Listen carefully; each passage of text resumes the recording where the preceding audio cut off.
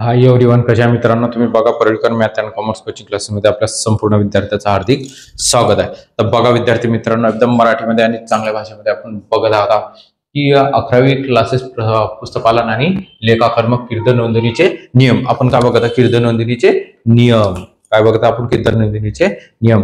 आणि आपल्या चॅनलवरती अगर नवीन असाल तर लवकरात लवकर चला आता लाईक करा, व्हिडिओला शेअर करा आणि सबस्क्राईब सुद्धा करा। बेलचं बटन दिलेलं आहे ते सुद्धा दाबा, म्हणजे तुम्हाला प्रत्येक वेळेस नोटिफिकेशन मिळत राहणार। तर बघा आता विद्यार्थी मित्रांनो, आपण जेवढे काही तुम्हाला ट्रान्झॅक्शन हे जे कीर्तन नोंदणीचे नियम सांगत आहे मी, हे पेपर मध्ये तुम्हाला या पद्धतीने लिहिण्याची आवश्यकता नाही आहे। फक्त तुम्हाला हे काय सांगत आपण नियम बघत आहे, काय बघत आपण नियम बघत आहे। तर नियम बघण्यासाठी रमेशला हमाली दिली, रमेशला हमाली दिली। आता सर तुम्ही या पहिले सांगितले की नाव दिलेलं असेल म्हणजे ते ट्रान्झॅक्शन उधारीचे व्यवहार असतात, परंतु बेटा असं नाही। वस्तू विकल्या आणि खरेदी केल्या हेच फक्त दोनच ट्रान्झॅक्शन उधारीचे असतात, म्हणजे वस्तू खरेदी करणे आणि विक्री करणे, म्हणजे आणि तुमची कोणतीही यंत्र, फर्निचर, मोबाईल अशी काही संपत्ती असतील तर त्या सुद्धा विकल्या असतील तर ते असेट असतात। तर बघा आता त्यामध्ये नाव येते। तर आता आपण बघत आहे की रमेशला हमाली दिली। मग हवाली दिली म्हणजे काय, मजुरी दिली। मग आता कुणाला मजुरी, आपण अगर मार्केटमधून 10 पोते आणत असू तर त्या व्यक्तीला उधारीमध्ये मजुरी देतो का आपण, नाही, ही नगद द्यावं लागते। त्या व्यक्तीला काय द्यावं लागते, ती नगद। तो व्यक्ती आपल्या जवळचा नसतो त्याच्या गाडीमध्ये आणल्यानंतर त्यामुळे रमेशला हमाली दिली, रमेशला हमाली दिली तर आपल्या जवळची रोख काय होतात, जात आहे, गोजवत आहे, रोख काय होणार आहे, जाणार आहे। म्हणून मग तुम्हाला दाखवायचं आहे की हमाली दिली म्हणजे रोख जाणार आहे, जाणारी रोख काय करतात, जमा करतात। हमाली खाते नावे काय करायचं बेटा, नावे, आणि रोख, रोख खाते जमा, यामध्ये नाव येणार नाही, नेमे नाही, हे गोष्ट लक्षात ठेवायची। हमाली, हमाली काय तुमची नामधारी, आणि हे काय खर्च, आणि रोख काय तुमची वास्तविक, जावक रोख, जावक काय राहणार, रोख राहणार, जावक काय राहणार बेटा, रोख राहणार। निलेशला वेतन दिले। आता निलेशला वेतन दिले, निलेशला वेतन दिले म्हणजे पगार, पगार हा उधारी दिला जात असते का, कधी 1 तारीख ते 30 तारीख, म्हणजे 1 तारीख ते 30 तारीखपर्यंत तुम्ही काम करता, नंतर तुम्हाला उधारीत भाऊ पगार उधारीत असते का, नाही, रोख हा नगद द्यावा लागते। का द्यावा लागत असते, नगद द्यावा लागते। त्याच्यामुळे लक्षात ठेवायचं, निलेशला वेतन दिली म्हणजे आपल्या जोची रोख होता गोजवट होत आहे, जाणारी, जाणारी रोख काय करायची, जमा करायची, सांगितलं मी तुम्हाला। तर वेतन खाते, नंतर मग ते नॅरेशन मध्ये दाखवा लागते, परंतु आता सध्या आपलं नॅरेशन चालू नाही। वेतन, वेतन खाते नावे, आणि रोख खाते जमा, रोख खाते जमा। इथं आपल्याला वेतन, वेतन म्हटल्यानंतर काय येते बेटा, नामधारी मध्ये येते, कशामध्ये येते, नामधारी, आणि रोख काय राहते, वास्तविक, काय राहणार ती, वास्तविक। नामधारी काय आहे, खर्च, नामधारी काय, खर्च, आणि हे काय रोख काय, जावक रोख, जावक रोख। दीपक कडून पगार मिळाला। आता दीपक कडून पगार मिळाला म्हणजे दीपक या व्यक्तीकडून पगार मिळाला। बघा इथं वेतन मिळालं होतं आहे ना, वेतन म्हणजेच पगार आणि पगार म्हणजेच वेतन। त्यांना काय केलं, तुम्हाला शब्द बदल केले, शब्द काय केले, बदलले, फरक काहीच नाही। मग आता पगार मिळाला म्हणजे आपल्याला पगार मिळतो, ठीक आहे। हे दिले होतं, हे काय होतं, दिले, हा काय मिळाला, मग शब्दात थोडा फेर बदल आहे फक्त, हा मिळाला आहे, काय आहे आपल्याला मिळाला, म्हणजे रोख येत आहे, येणारी रोख काय करतात नाही, परंतु उधारीत असते का ते, नाही, रोख मिळाली असेल तर ती उधारीमध्ये नसते, म्हणजे येणारी रोख काय करायची, नावे, आणि पगार खाते जमा, पगार खाते जमा, ते काय राहते तुमचं उत्पन्न, काय राहते बेटा, उत्पन्न। इथं लिहायचा दीपक कडून पगार मिळाला, मग हे कशामध्ये येते, रोख कशामध्ये येणार, वास्तविक, वास्तविक, आणि पगार कशामध्ये येते, नामधारी, उत्पन्न, आणि रोख काय राहणार तुमची, रोख मिळाली ना, आवक रोख, आवक रोख, आवक रोख, हे गोष्ट लक्षात ठेवायची। ओके बेटा, समजलं। काहीच हरकत नाही. गणेशकडून मोबाईल खरेदी. आता गणेश या व्यक्तीकडून मोबाईल खरेदी. मोबाईल ही तुमची असेट आहे. मोबाईल ही तुमची काय आहे असेट. मग खरेदी केली. मी काय सांगितलेलं आहे तुम्हाला, खरेदी विक्रीमध्ये नाव येते, खरेदी विक्रीमध्ये नेम येणार, कारण की मोबाईल हा तुम्ही उधारीमध्ये खरेदी करू शकता. आता तुमचं नाव लिहावं लागते. काय लिहावं लागेल? नाव. म्हणजे रोखच्या जागी त्या व्यक्तीचं नाव लिहायचं, रोखच्या जागी त्या व्यक्तीचं काय लिहायचं बेटा? नाव लिहायचं. तर गणेशकडून मोबाईल खरेदी. मग मोबाईल आपल्याकडून खरेदी म्हणजे मोबाईल येत आहे, मग येणारी जे संपत्ती असते ते तुम्ही नावे करा. काय करा? नावे. म्हणजे मोबाईलचा लेखा नावे, मोबाईल खाते नावे. आणि गणेश या व्यक्तीला आपण काय करणार आहे? रोख देणार आहे. परंतु दिली का? नाही. रोख दिली का? नाही. भविष्यात देऊ आपण त्याला. म्हणून त्या व्यक्तीचं नाव व्यवसायामध्ये आपल्याला लिहून ठेवावं लागतं की या व्यक्तीने आपल्याकडनं उधारीमध्ये माल खरेदी केला, किंवा मग याच्याकडनं आपण माल खरेदी केलेला आहे. तर गणेशकडून आपण माल खरेदी केला असं लक्षात ठेवायचं. मोबाईल वास्तविक आहे. काय बेटा? वास्तविक.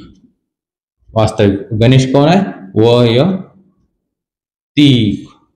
व्यक्ती आहे ना. हा मग हा व्यक्ती आहे. हा कोण आहे?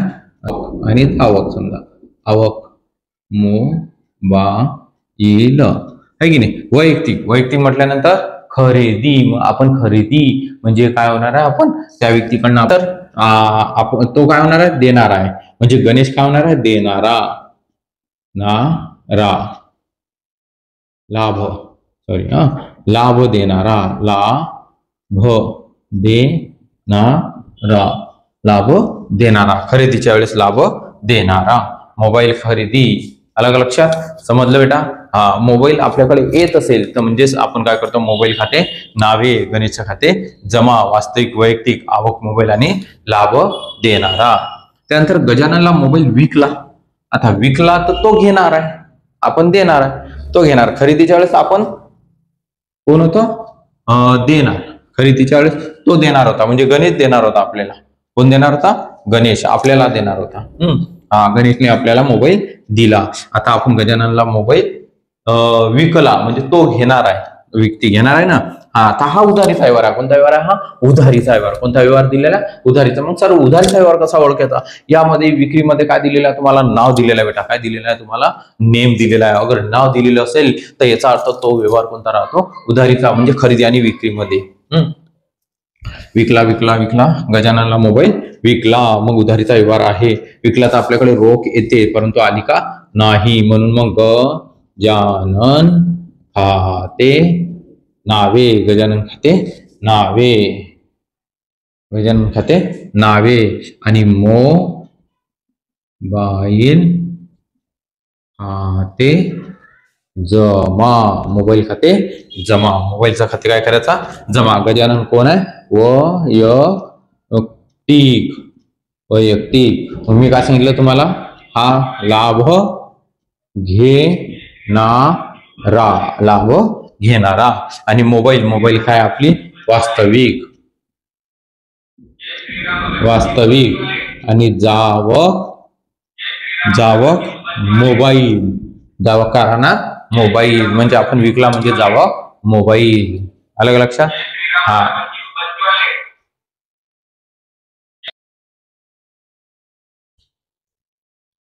गजानन खाते नावे, मोबाईल खाते जमा, वैयक्तिक, वास्तविक. नाम लाभ घेणारा, जावक आणि नावे जमा.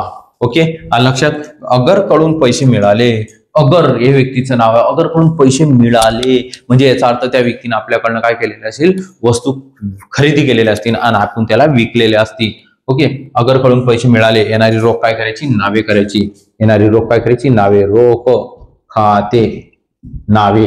रोख खाते नावे. अगर खाते जमा. अगर खाते जमा. अगर खाते काय करायचं? जमा. रोख आली म्हणजे आपण त्याला पहिले वस्तू विकलेल्या होत्या, मग आता त्या व्यक्तीचं नाव दाखवावं लागतं की या व्यक्तीने आपल्याला पैसे दिलेत, म्हणजे मिळाले आहे की नाही? मिळाले. मग रोख काय? वास्तविक.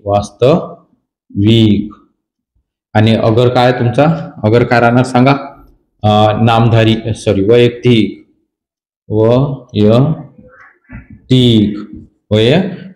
रोख काय राहणार तुमची? आवक. रोख. आणि अगर काय आहे तुमचा? अगर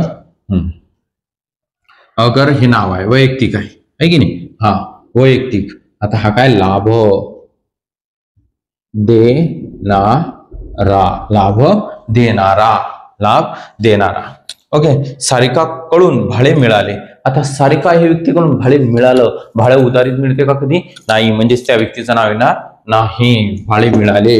रोख खाते नावे, भाडे खाते जमा नावे, जमा नावे आणि जमा. मग रोख खाते नावे, भाडे खाते जमा. रोख कशामध्ये येते? वास्तविक. वास्तविक. भाडे कशामध्ये येणार? नामधारी. नामधारी. वास्तविक काय राहणार सांगा? आवक, रोख. आवक, रोख आणि नामधारी. म्हणजेच तुम्हाला भाडे मिळाले म्हणजेच उत्पन्न काय झालेलं आहे? मिळाले असते. तेव्हा उत्पन्न हे मिळाले मध्ये उत्पन्न नेहमी करता खालीच येणार, वरती येणार नाही. योगिनीला भाडे दिले. आता बघा, मिळाले होते पहिले, आता आपण दिले. मग दिले असेल म्हणजे भाडे दिले असेल तर आपल्याकडची रोख काय होते? जावक. म्हणजेच भाडे खाते नावे. भाडेचं खातं काय करायचं? नावे. आणि रोख खाते जमा. रोख खाते जमा. भाडे काय असते? नामधारी. नामधारी. नामधारी. आणि रोख वास्तविक. आणि नामधारी काय राहणार तुमचा? आता खर्च. आणि इथं काय राहणार? रोख. जावक, रोख. जावक, रोख. लज्जितला हमाली दिली. लज्जितला हमाली दिली. मग हमाली दिली म्हणजे आपल्या जवळची रोख काय होता? जात आहे की नाही? हा. आता इथं रमेश होता, हा कोण आहे? लज्जित आहे. म्हणजेच याचा अर्थ काय होणार आहे? हमाली खाते आणि रोख खाते. ओके. हा, काय बी घेऊ शकता तुम्ही, व्यापार, हमाली वगैरे जे काही दिलेलं असेल ते.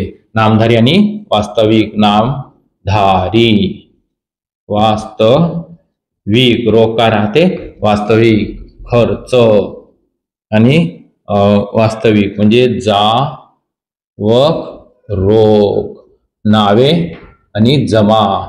बेटा, व्हिडिओ आवडल्यास लाईक करा, शेअर करा आणि सबस्क्राईब करा. व्हिडिओ आवडल्यास लाईक करा, शेअर करा आणि सबस्क्राईब सुद्धा करा. बघा, या पद्धतीमध्ये आपले आता हे लेक्चर झालेले आहेत. तुम्हाला स्क्रीनशॉट काढायचं असेल काढून घ्या. काढला? जय हिंद, जय महाराष्ट्र.